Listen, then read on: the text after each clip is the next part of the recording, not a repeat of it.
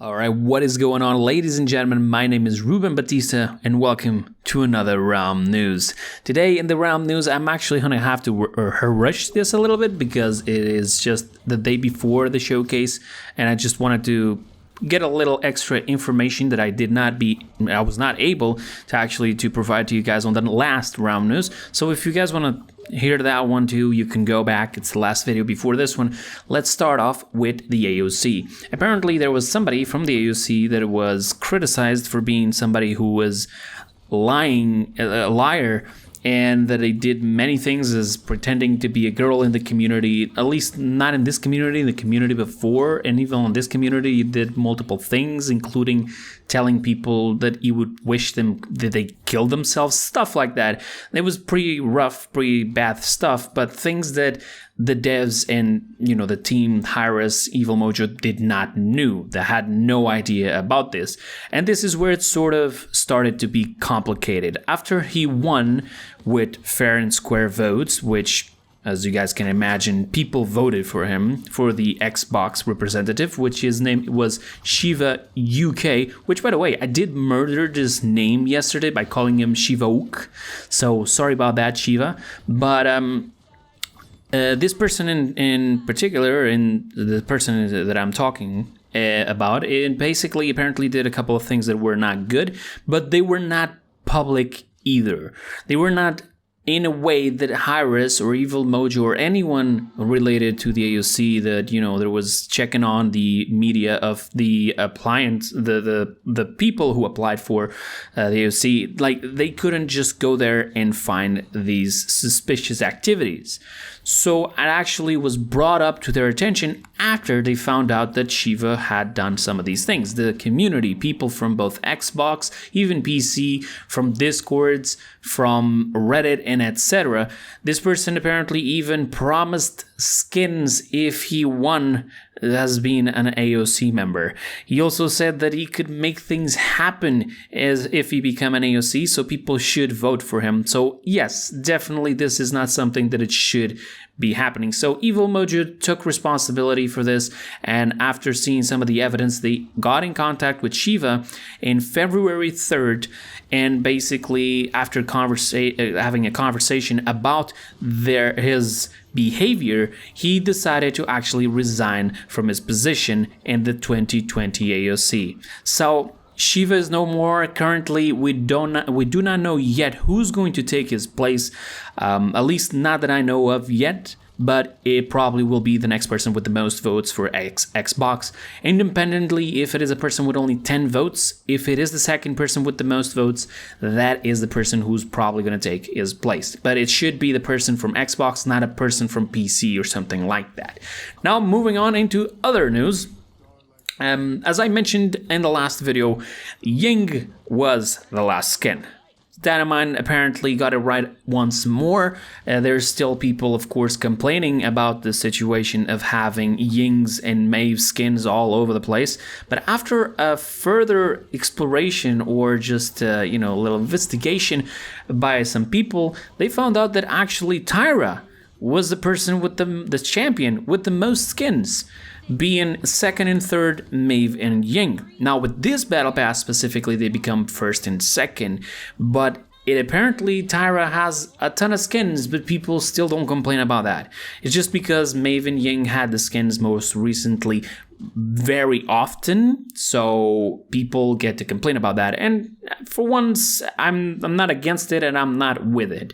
To be honest, yes, there are definitely champions that need some skins, but there was also sort of an idea that the skins that usually are made, they do multiple different skins for that specific theme. In this case was the Egyptian theme, so they did multiple different skins, and they thought, all right, which ones of these entire skins, of all of these skins that we have developed here, we have the sketches for them, which one of them would sell better? Because for those who do not understand, people, they make money by selling skins. It's obvious. The money doesn't come out of the sky, right? It doesn't come out of the people who get into the game every day and just play and then go away. You clearly did not spend a cent in it, so they actually need to come up with something that can make them money. So monetization through customization, it is the next best thing because you're not forced to actually spend money and nobody's telling you to actually do it to continue to play. If anything, you can play without even having to spend a cent.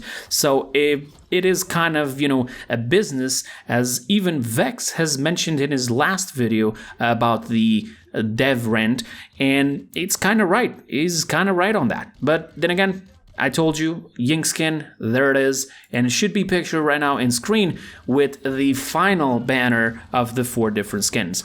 Now, there was also one extra teaser that appeared on Twitter today.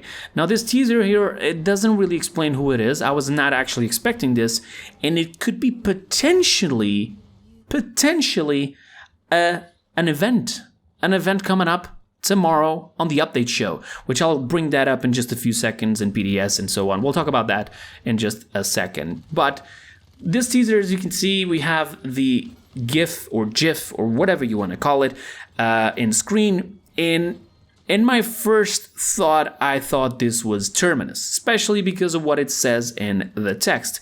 Who's this mysterious warrior with an undying thirst to fight on the battlefield?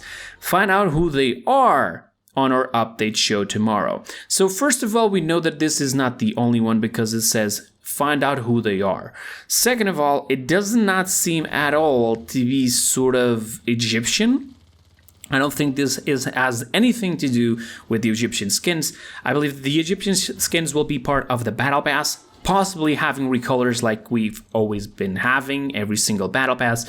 And this skin specifically looks like to be an event with probably 3 to 4 skins, where we're probably going to have to waste 800 crystals for each one of the packs.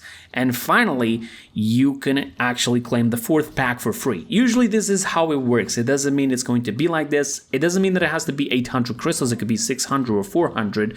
We're going to have to wait and see.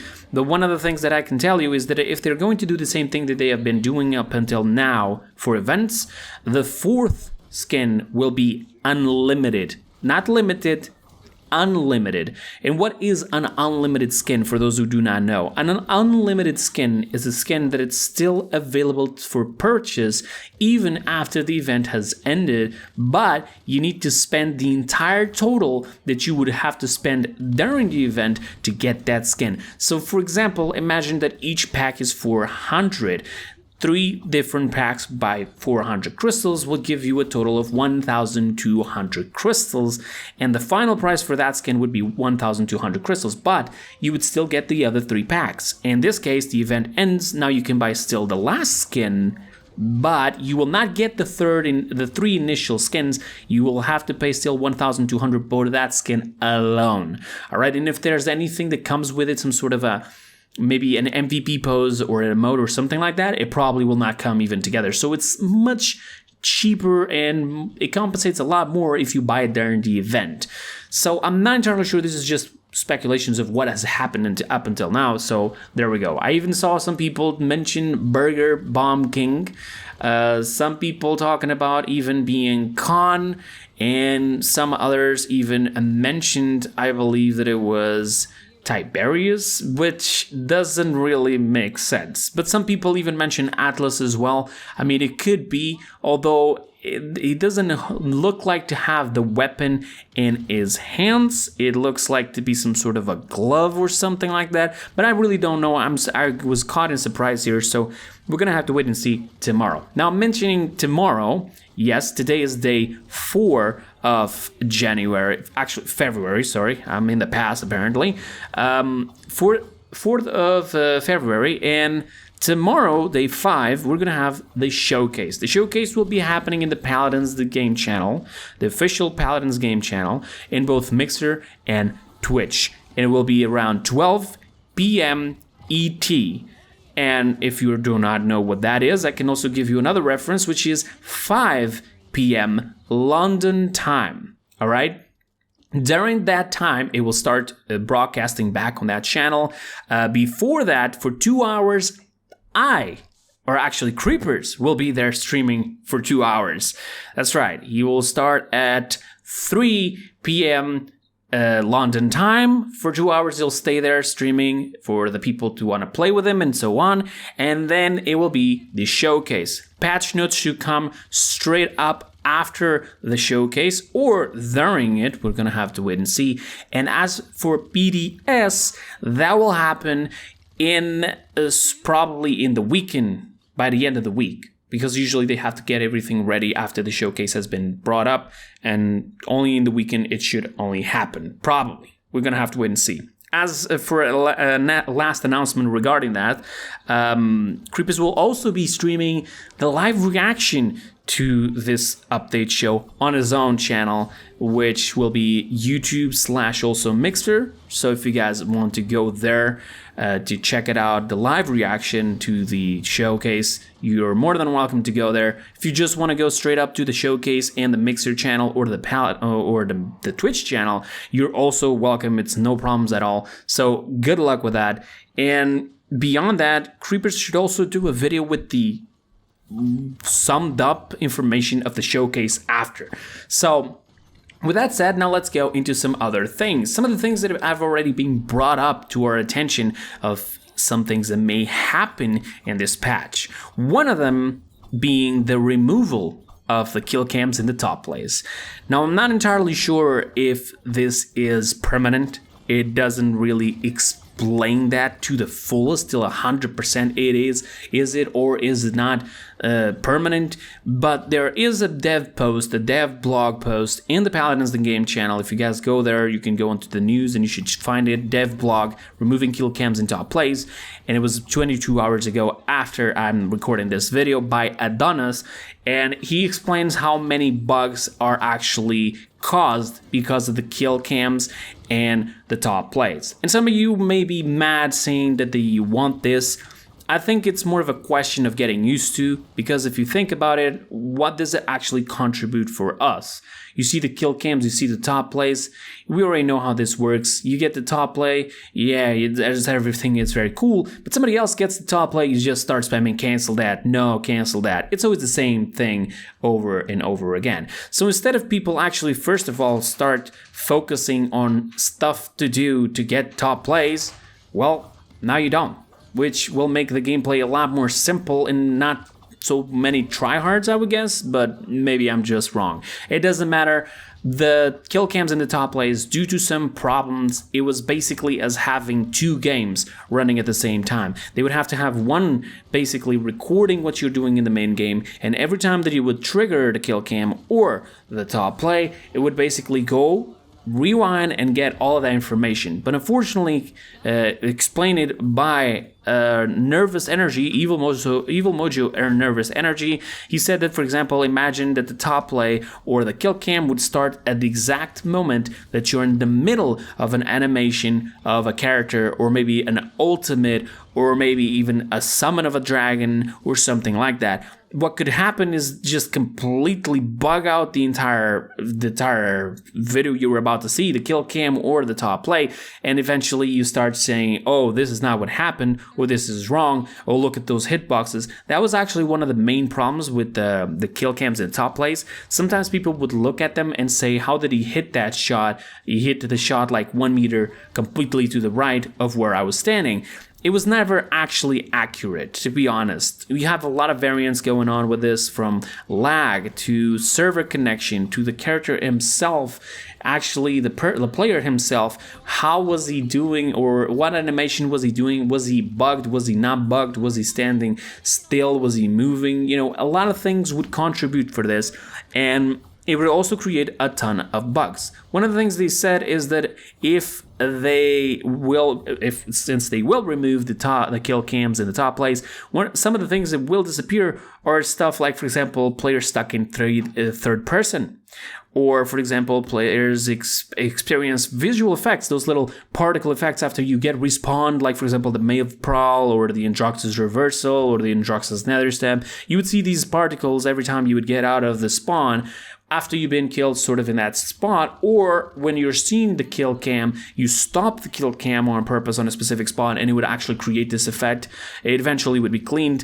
There was other problems, as for example the Eevee Ice Block, or for example, the chain from Mako across the map. You know, all of these things would happen mostly because of the kill cams and the top plays. They said that they want to switch it with a different type of thing, basically a card system or whatever it is. Some people say that this is a better system. We still have to wait until tomorrow to see the full thing. Apparently, they're also going to do a better scoreboard in the end of the game to let us know what will be or what will not be. More details, basically, of the game, of what happened. And I just, final little personal idea. One of the things that I noticed is the professional players actually would multiple times request a way to just skip top plays because they wanted to go into the next match faster. Well, there you have it. Now you have it. You don't have top plays. That is pretty good. And finally, just to finish all of this up, we have Frog Isle being actually reworked. This was mentioned back on HRX. I even did a video about this, if you guys remember, showing you guys that, for example, the pillars would become like these frogs with water on top, a big frog right on that middle, the highest part of the middle, and more other things were changed, like more trees. The trees would be bigger and different style, like for example we have on the map of the warriors and so on. So there you have it. The map is going to be reworked. If you do not know what this is or you haven't seen it, don't worry, tomorrow we're going to be able to see it. If you really just want to see it, you can always go back into my other video and search for it. It was around in December, and it would believe that it would also be around news or secrets or something like that. And you guys can check it out, some of the pictures that were actually brought outside into the public for a final visualization of how the map would look like. And so that is pretty much it for today. Again, people, do not forget to show up tomorrow for the stream before the showcase. And if you want to join me in the showcase as well, you're more than welcome. And yeah, that's pretty much it for today. I hope you guys enjoyed. Again, if you want to see more of these videos, don't forget to leave a like, subscribe, and I'll see you guys on the next one. Bye-bye.